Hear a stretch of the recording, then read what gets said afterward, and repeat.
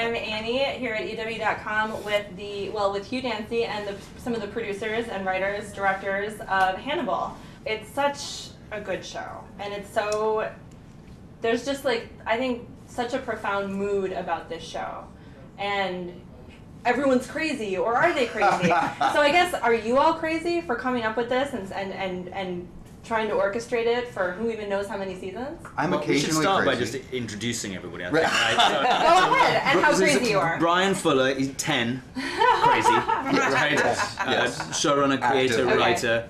David Slade, director, Probably also crazy. also crazy. I don't know, the chart doesn't kind of go into that territory. Martha De Laurentiis, producer, hides it, but I think quite crazy. Yeah, I got 11. And me, and I'm just keeping everything level. Oh, Yeah. because you're the actor, and actors aren't crazy at all. No, that's right. Yeah. Except But for in the last, show- except for in the last 3 episodes, you know. Yeah.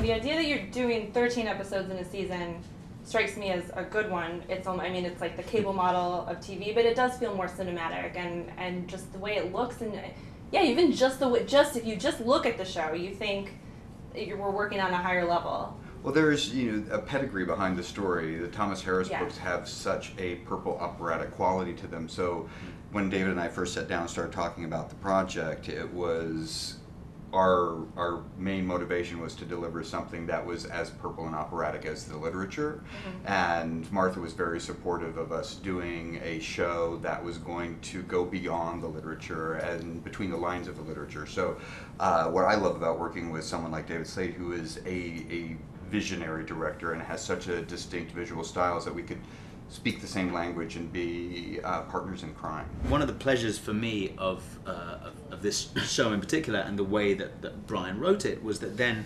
especially Will's, when you go inside Will's head into the decriminalization process, that he's able to put himself into someone else's shoes, it's a very technical thing to shoot. And it's very precise, and you have to know where you are as you're filming that. You kind of have to know what you're aiming for. So I found myself having conversations with primarily David, and then subsequently other directors that came in for other episodes, that I found very rewarding and very collaborative, both of us working to try and realize the vision that Bryan had put down on paper. Mm-hmm. And it must be hard because it really is all so mental, and there's such a mood about it that I've never heard an American use that phrase. That's good. Yeah. It is totally it's mental. totally mental. It's radio The rental. whole show. It's Yeah. radio rental. Mental.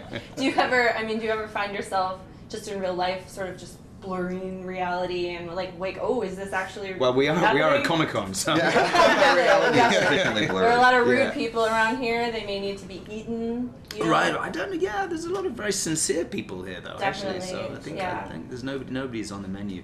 It's a treat to be working on one of the most known pop culture villains in literature and film. Right. So we've got a great gift that Martha shared with us as the matriarch of all things Hannibal. What? Yes. Love that. Yeah. And so we all take Mama it very... Hannibal. You're our Mama Hannibal.